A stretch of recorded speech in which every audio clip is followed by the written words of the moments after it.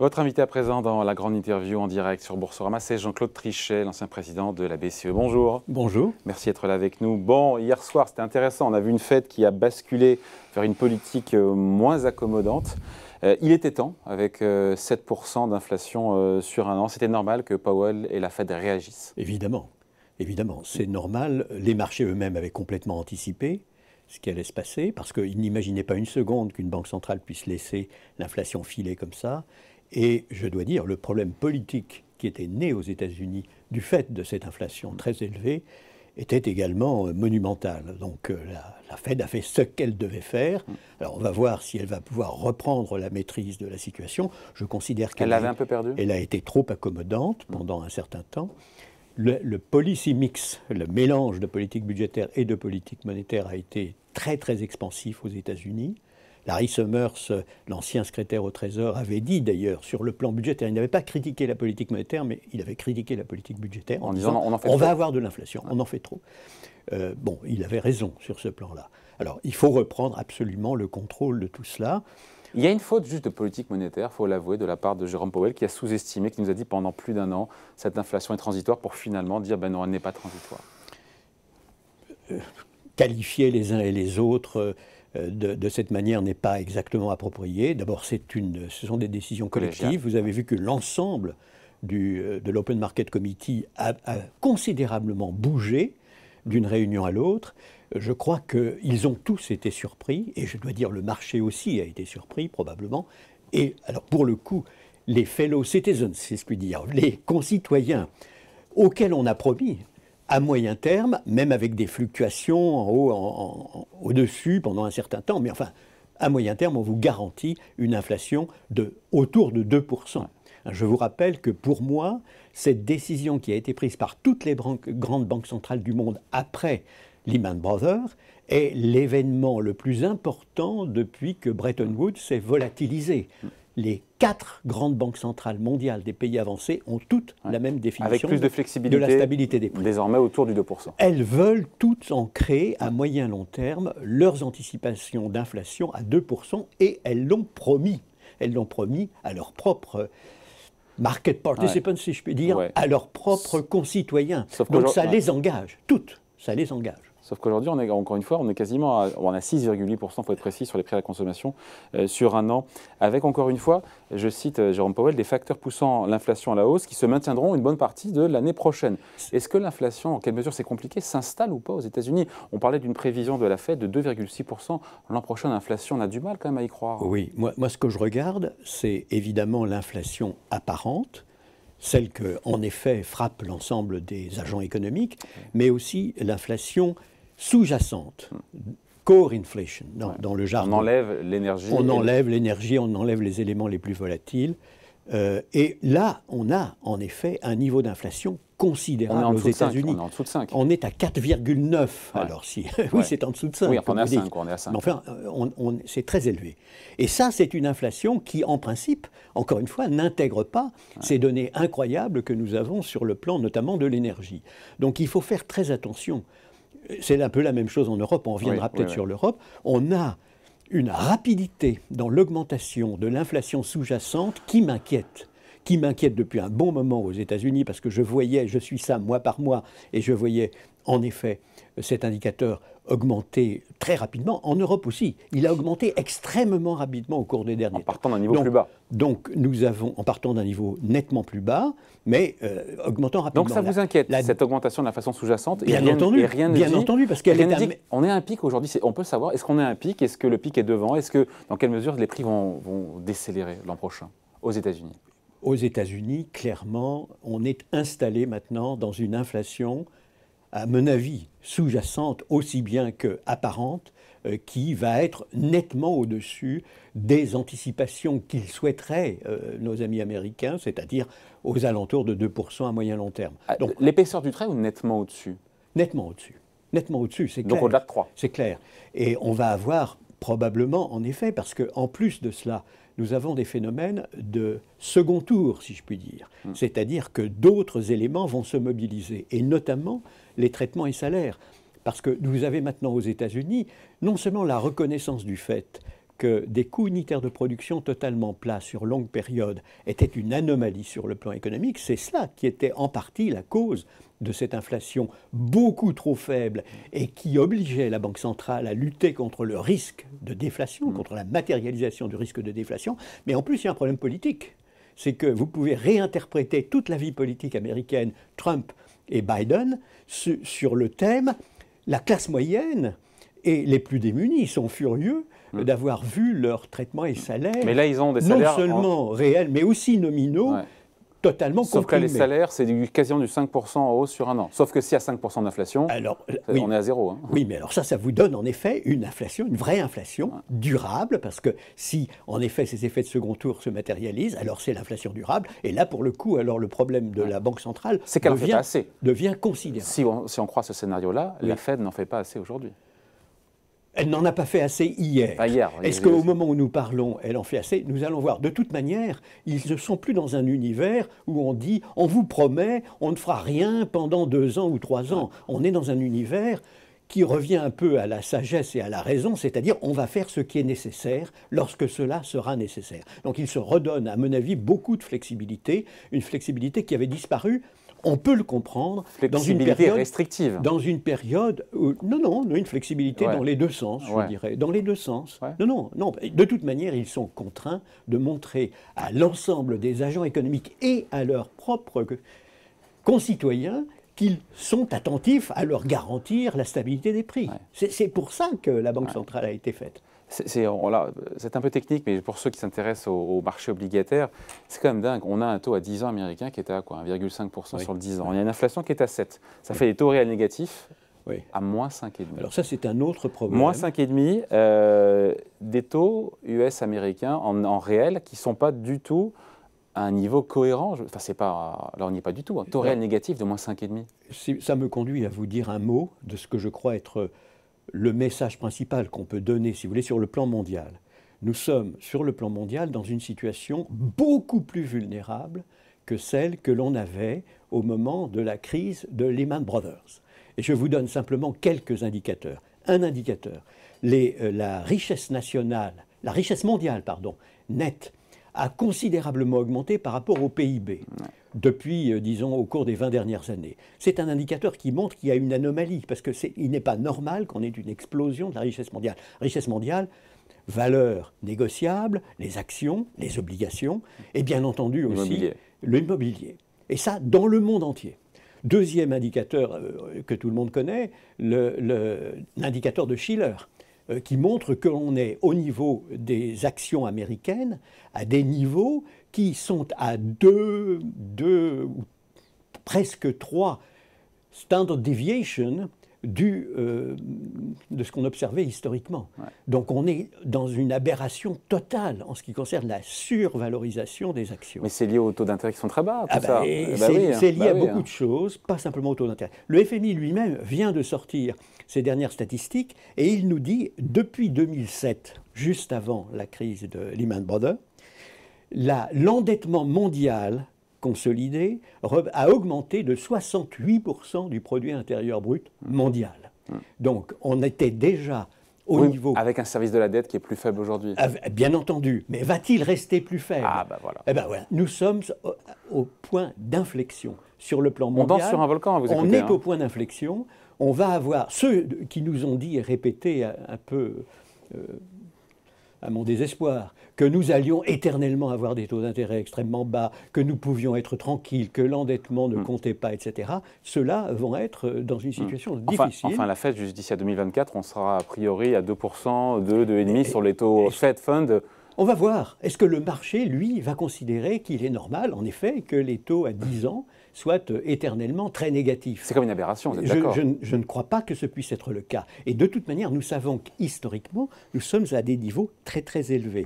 Non seulement pour la dette publique, mais aussi pour la dette privée. Le FMI nous dit, par exemple, on est passé au total, avec ces 68% de PIB de plus, à un niveau de 256% du produit intérieur brut, qui signale, si vous voulez, une vulnérabilité de l'économie mondiale tout à fait importante, complètement sous-estimée actuellement. Et on peut le comprendre parce que, légitimement, les banques centrales ont mené des politiques extrêmement accommodantes sur longue période, parce que le danger principal était la matérialisation du risque de déflation. Ouais. Mais maintenant, on est au point de rupture, ouais, d'inflexion, si on veut. À mon avis, c'est très grave. Je ne dis pas que c'est pour demain, mais dans une perspective de moyen terme, qui est la perspective normale des banques centrales, nous avons une finance mondiale qui doit faire très attention parce qu'il y a un grand danger de rupture pour les 3 raisons que je vous ai dites, hein, les 3 indicateurs que j'évoquais, et aussi parce que les taux d'intérêt réels vont augmenter et les taux d'intérêt nominaux vont augmenter. Ouais. Pour l'instant, en taux réel, on est négatif, on est sacrément négatif. En tôt réel, on est très négatif. Très négatif. Bon, mais on est dans une situation de transition, comme on vient de le voir. L'inflation vient de faire un bond. L'ensemble des opérateurs n'ont pas encore... Et donc il y a un effet ciseau, c'est-à-dire que l'inflation pourrait se calmer, des taux qui montent, et là on repasserait en taux d'intérêt positif, réel. De toute manière, je crois, si vous voulez, que les taux d'intérêt réels vont nécessairement augmenter dans une perspective de moyen-long terme. D'abord parce que la transition verte va nous obliger à procéder à des investissements mondiaux synchronisés, si je puis dire, sur le plan mondial, qui vont être considérables. Des éléments importants du stock de capital deviennent obsolètes du fait de la transition verte. Et donc, l'idée que nous allons avoir éternellement le fameux excès d'épargne au niveau mondial me paraît totalement périmée maintenant. Il ne va plus y avoir d'excès d'épargne au niveau mondial, donc les taux d'intérêt réels qui étaient poussés vers le bas vont être poussés vers le haut à cause et grâce à la transition verte. Par ailleurs, les traitements et salaires, j'en ai déjà parlé, dans beaucoup de pays avancés, il n'est plus toléré par une partie de l'opinion que l'on puisse avoir éternellement des traitements et salaires très peu dynamiques, alors même qu'on est au plein emploi. On l'observe aux États-Unis, c'est clair. Il y a là un problème économique majeur qui a été très sous-estimé, et monétaire majeur, et un problème politique. Donc, c'est intéressant parce que votre message, c'est pour ceux qui nous regardent et qui ne sont pas experts, on se dit le CAC 40 est à 7000 points, la croissance de 4% en France l'an prochain, tout va bien. Non, il y a une extrême fragilité, vulnérabilité, c'est le mot que vous avez employé. Pour moi, il y a une vulnérabilité économique et financière. De la finance mondiale. C'est donc une vulnérabilité économique et financière. Et le retour, si vous voulez, au réel, c'est-à-dire le retour, en effet, à une inflation autour de 2%, à des taux d'intérêt réels nettement plus élevés que ceux que l'on a observés dans le passé. Il y a un troisième élément qui compte aussi, c'est qu'on avait des taux réel très bas parce que la croissance était basse, et la croissance était basse parce qu'il n'y avait plus de progrès de productivité. Je crois, si vous voulez, qu'on est maintenant aussi dans un tournant de ce point de vue, c'est un sentiment personnel, ma recherche ne me permet pas de vous le démontrer, mais de même qu'il y avait eu un paradoxe que Solow, vous savez, le grand économiste, avait démontré en disant on investit beaucoup dans les technologies nouvelles, mais je ne vois pas les progrès de productivité. Là non plus, on a investi beaucoup dans la technologie, dans la digitalisation, on n'a pas encore vraiment vu les progrès de productivité, mais ils vont venir. Ça fait 3 raisons pour lesquelles je crois, si vous voulez, que les taux d'intérêt réels doivent augmenter. Et bien entendu, l'inflation n'étant plus frisant les zéros, mais dans mon esprit, oscillant autour de 2%, on va avoir des taux d'intérêt nominaux qui seront nettement plus élevés. Il faut s'y préparer, et ça va être très très difficile cette transition, parce que précisément, nous sommes dans une situation de grande vulnérabilité. Avec beaucoup de dettes. Voilà. Avec beaucoup de dettes. Beaucoup de dettes. Et un size de la dette qui pour l'instant... Tous les indicateurs convergent pour signaler qu'il y a là une anomalie historique. Ouais. Mais qui n'est pas pricée par les marchés obligataires, ni même pas pricée par les marchés actions. Pour le moment, n'est pricée par aucun marché. Ouais. Ni le real estate, si je puis dire, ni les marchés obligataires, ni les marchés d'actions, mais qui le sera inévitablement, à moins que l'on ne croie, si vous voulez, au conte de fées. Le bilan de la Fed, il a doublé avec la pandémie, 8 700 milliards de dollars. Est-ce qu'elle devra un jour ou pas s'attaquer à la réduction de son bilan? Ça serait une autre paire de manches, ça. Alors, on peut en effet souligner la Fed et l'augmentation incroyable de son bilan due aux acquisitions de valeurs négociables. C'est la même chose au Japon, c'est la même chose en Europe, c'est la même chose en Angleterre. Au total, je refaisais le calcul, 24 000 milliards de dollars ont été accumulés par les banques centrales depuis la dernière crise. Et je pense qu'on est là aussi à un turning point, on est à un point d'inflexion dans ce domaine comme dans beaucoup d'autres, puisque encore une fois, maintenant, nous savons qu'à la fin du premier trimestre de l'année prochaine, à la fois la Banque centrale américaine et la Banque centrale européenne, je ne sais pas encore ce qui va être décidé, mais il me paraît probable, en effet, qu'on aura l'interruption du fameux grand programme pandémique. Donc on va être l'année prochaine dans une situation nouvelle de ce point de vue. Mais 24 000 milliards de dollars, c'est absolument gigantesque, naturellement. Et ça peut expliquer, encore une fois, je ne les critique pas, parce que si on avait eu la matérialisation du risque de déflation, on eût été dans une situation encore beaucoup plus grave. Mais les effets pervers associés à ces 24 000 milliards de dollars sont bien là. Ils expliquent en partie, et même assez largement, les raisons pour lesquelles on a en effet une inflation d'actifs anormale. Et donc on devra ou pas? Est-ce que les banques centrales devront un jour s'attaquer à la réduction de leur bilan? Écoutez, déjà le fait qu'elles maintiennent leur portefeuille tel qu'il est sera un changement monumental déjà, par rapport à ce qu'on a observé dans le passé. À terme, j'estime personnellement qu'effectivement, elles devraient progressivement, dans la mesure où les marchés le permettront, parce que ça sera un choc pour les marchés, diminuer progressivement, accompagnant en quelque sorte le retour au réel des marchés eux-mêmes. À la normale. Est-ce que, j'imagine, vous, quand vous voyez cette inflation, qu'est-ce qui vous inquiète le plus, encore une fois, entre l'Europe et les États-Unis sur l'inflation? Parce qu'on a quand même, nous aussi, 5% d'inflation en zone euro. En sous-jacent, on est à moins de 3. En sous-jacent, on est à quelque chose comme 2,6%, alors qu'on était quand même à 1,2% en juillet de cette année. Donc l'accélération donc, comme aux États-Unis, c'est l'accélération, c'est la pente en quelque sorte de montée en puissance de l'inflation sous-jacente qui m'inquiète beaucoup personnellement. Et le pic, il est pour quand le pic en zone euro? Parce que je n'ai pas observé ça dans le passé. Alors, les économistes classiques, et on va voir ce que la Banque centrale européenne va nous dire en ce qui concerne ses propres prévisions. Mais ce que j'ai observé jusqu'à présent, et ce que j'avais observé dans les périodes de crise où les choses évoluent extrêmement vite, c'est que vous en apprenez plus en interrogeant les agents économiques eux-mêmes, les entrepreneurs, les chefs d'entreprise, les syndicats, l'ensemble des partenaires sociaux, vous en apprenez beaucoup plus que si vous vous concentrez sur les modèles et les prévisions des modèles. J'avais encore une fois observé ça après Lehman Brothers. Il est clair que les modèles ne me disaient plus grand-chose et qu'il fallait plutôt se faire une idée à partir de l'économie réelle telle que l'apercevaient ceux qui faisaient l'économie réelle. Et là, j'ai un peu l'impression, si vous voulez, qu'on a des modèles qui sous-estiment la rapidité, en effet, de cette augmentation de l'inflation sous-jacente en particulier. Moi, je regarde surtout l'inflation sous-jacente. Alors, elle est quand même très inférieure en Europe à ce qu'elle est aux États-Unis. Entre 2,6 et 4,9, c'est quand même très différent. Et donc ça, je dirais, je suis très inquiet à cause des États-Unis, à cause de leur caractère directeur, du caractère directeur de leur économie, s'agissant de l'ensemble de l'économie mondiale. Donc pour nous, c'est évidemment un réel problème pour nous, Européens. Et je crois qu'en effet, la Banque centrale européenne va donner le même sentiment elle se sent responsable et qu'elle n'entend pas laisser filer l'inflation que celui qui vient de nous être donné par Jay Powell, même si en Europe, en effet, on n'en est pas à ce niveau, si vous voulez, d'alarme. Mais il y a aussi, donc on n'est pas au même niveau d'alarme, mais il faut évidemment il y a un défi aussi, montrer que la Banque centrale est bien le verrou, l'encre qui assure la stabilité des prix dans une perspective de moyen-long terme. Elle doit aussi, c'est un défi pour elle, pour la BCE, de réussir aussi ce resserrement monétaire, même si les enjeux ne sont pas les mêmes qu'aux États-Unis. Bien sûr, évidemment.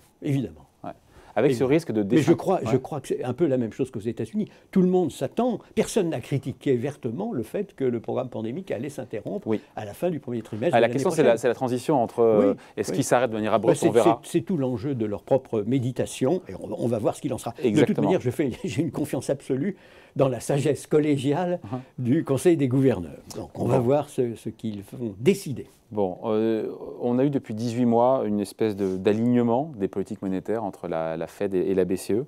Est-ce qu'on peut avoir un petit peu, quand même, on le sent, de désynchronisation parce que les réalités économiques et d'inflation ne sont pas les mêmes des deux côtés de l'Atlantique, une espèce de désynchronisation, et cette dichotomie, elle peut avoir des effets sur l'échange notamment?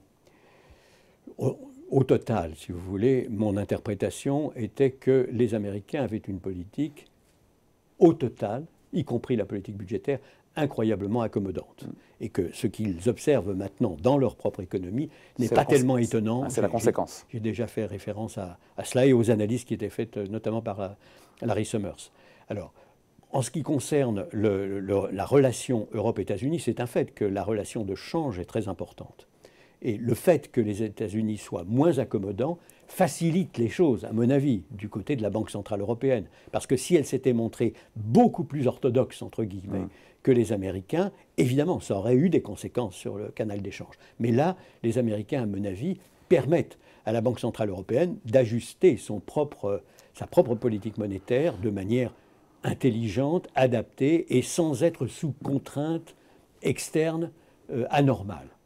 C'est mon sentiment. On va voir ce qu'il va en être. Encore une fois, je considère maintenant que toutes les banques centrales se réservent la possibilité d'être flexibles. C'est ce qu'avait déjà fait la Banque Centrale Européenne, d'ailleurs, en ce qui concerne ses acquisitions d'actifs. Elle avait dit, je module mes acquisitions d'actifs en fonction de la situation. Et non plus des clés de répartition. Je me réserve la possibilité de monter et de descendre. Alors, bon, là, on est pratiquement au bout de ces achats d'actifs monumentaux. On aura encore une décision importante qui va être prise aujourd'hui, qui sera comment on s'ajuste en quelque sorte en ce qui concerne la montée en puissance, peut-être modeste, des achats de 20 milliards de l'APP, des acquisitions normales, si je puis dire. Qui sont de 20 milliards par mois. Donc on va voir ce qu'il va en être. Encore une fois, pour ne pas créer de rupture. J'ai une confiance totale dans la Banque Centrale Européenne pour prendre la décision appropriée. Avant de se quitter, Jean-Claude Trichet, c'est une valse à deux temps. D'abord, il y a la fin du QE, après il y aura les hausses de taux. Aux États-Unis, a priori, 3 hausses de taux, nous disent les dot plots de la Fed. On avait le gouverneur François Villeroy de Galhau, gouverneur de la Banque de France, qui nous disait a priori, il n'y a pas de raison que la BCE relève ses taux en 2022. Régulièrement, pas de hausse de taux avant 2023, nous a dit Christine Lagarde. C'était en novembre. Depuis, il s'est passé beaucoup de choses, notamment aux États-Unis. Est-ce que ce discours pourra tenir si on a encore 4-5% d'inflation l'an prochain? Écoutez, on va voir. Encore une fois, je considère que toutes les banques centrales se réservent maintenant la possibilité d'ajuster leur tir en fonction de la situation. De mon temps, alors on était dans des situations très différentes, il n'y avait pas une menace de matérialisation du risque de déflation permanente, mais j'avais l'habitude de dire, je n'ai pas d'engagement a priori auquel je devrais être fidèle, quelle que soit la situation. C'est un peu Keynes disant, quand la situation change, qu'est-ce que vous faites vous-même? Est-ce que vous changez votre propre perception? Donc je crois qu'il se réserve la possibilité de faire ce qui devrait être fait. Ce qui compte, évidemment, c'est d'ancrer les anticipations d'inflation à moyen long terme. Si je regarde les comment dirais-je, prévisionnistes professionnels, ils ne considèrent pas pour le moment qu'en Europe, il y a une déstabilisation des anticipations d'inflation.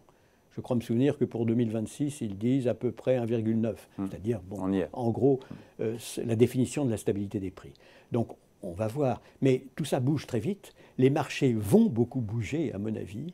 Les anticipations vont elles-mêmes probablement bouger. Aux États-Unis d'abord, parce que leur situation est beaucoup plus grave que la nôtre, mais aussi chez nous. Ça bougera chez nous si l'inflation ne revient pas plus rapidement dans son étiage. Et chez nous, on a le même problème que toujours, c'est-à-dire que nos concitoyens, je ne parle pas des Français simplement, tous les Européens, tous nos concitoyens qui aiment bien l'euro, aiment bien aussi la stabilité des prix. Et s'ils aiment l'euro, c'est parce que la stabilité des prix a été assurée. Donc c'est un enjeu très très important pour l'institution, pour toutes les institutions. Donc si l'inflation met plus de temps, Jean-Claude Trichet, à revenir à un niveau plus normal et plus compatible, encore une fois, avec nous, avec le fait qu'on voilà, une forme de stabilité des prix autour de 2%, là on pourrait rentrer en période plus troublée en matière monétaire, s'il fallait accélérer le pas, accélérer la cadence. Écoutez, je crois que... regardez ce qui s'est passé aux États-Unis. Si on avait dit il y a un mois ou deux, il va y avoir un virage sur l'aile considérable de la Banque centrale américaine. Elle avait dit qu'il n'y aurait pas de hausse des taux en 2022. Puis maintenant, elle dit qu'il y en aura 3. Eh bien, on vous aurait dit que ça va être un bouleversement abominable. Il n'y a eu aucun bouleversement. Parce que, bien entendu, tout le monde anticipe qu'une banque centrale est responsable. Surtout des banques centrales qui, je le répète, ont pris l'engagement d'assurer la stabilité des prix. Quelles que soient les lois, si vous voulez, ou les traités, elles ont toutes pris l'engagement d'assurer la stabilité des prix à moyen long terme, autour de 2%. Et ça, c'est un engagement que personne n'a oublié et qui les oblige d'une certaine manière. Et le marché considère que ça les oblige. Et que pour l'instant, elles font le job. Et c'est bien. Et je crois que pour l'instant, elles ont fait le job dans le passé. En revanche, je suis beaucoup plus critique à l'égard des autres partenaires dans le passé qui ont laissé les banques centrales être les seuls. Autres partenaires, c'est qui, les autres partenaires, les gouvernements, les partenaires sociaux, ceux qui sont et qui ne sont pas nécessairement banquiers centraux responsables des prudentials sur le plan macro. Bref, il y a beaucoup d'autres partenaires qui, à mon avis, n'auraient pas dû laisser les banques centrales toutes seules à la manœuvre. Pendant 10 ans à la manœuvre dans des conditions aussi difficiles. Vous savez, le fameux « We are the only game in town ». Les banques centrales n'auraient jamais dû être à ce point surresponsabilisées sur une période aussi longue. Et on va le payer maintenant parce qu'effectivement... On rentre dans une période plus troublée à vous écouter. On rentre dans une période plus troublée d'un point de vue monétaire, économique, financier. Nous sommes à un point d'inflexion, nous sommes plus vulnérables. Je parle du monde. Ouais. Le monde entier est beaucoup plus vulnérable qu'il ne l'était au moment de la dernière grande crise non-Covid. Ouais. Et par ailleurs, nous sommes en train de changer de mode de taux d'intérêt réel pour les trois raisons que j'ai déjà évoquées. Hein. Parce qu'il y en a trois, ça fait quand même beaucoup pour penser que nous allons avoir des taux d'intérêt réels et nominaux plus importants à l'avenir, quel que soit le processus de la transition lui-même. Moi, je raisonne moyen-long terme. Il faudra peut-être accrocher sa ceinture l'année prochaine ou dans les années qui viennent. Oui, je crois. Merci beaucoup d'avoir été avec nous. Jean-Claude Trichet, invité de la grande interview en direct sur Boursorama. À bientôt. Merci. À bientôt.